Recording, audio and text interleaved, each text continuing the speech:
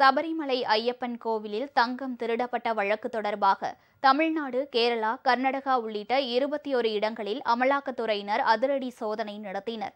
கேரள சபரிமலை ஐயப்பன் கோவில் துவார பாலகர்கள் சிலைகளில் பொருத்தப்பட்டிருந்த தங்கக் கவசம், தங்கத் தகடு ஆகியவை கடந்த 2019ஆம் ஆண்டு சென்னையில் உள்ள தனியார் நிறுவனத்தில் செப்பனிடப்பட்டது.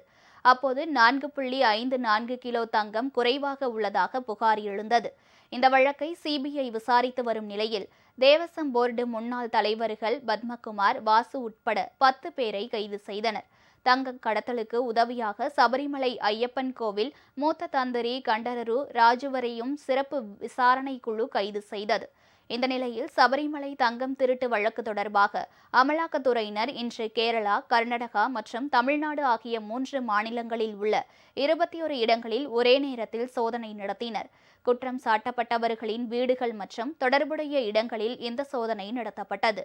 சென்னையில் உள்ள ஸ்மார்ட் கிரியேஷன்ஸ் சிஇஓ பங்கஜ் வீடு மற்றும் அலுவலகத்தில் அதிகாரிகள் சோதனை நடத்தினர்.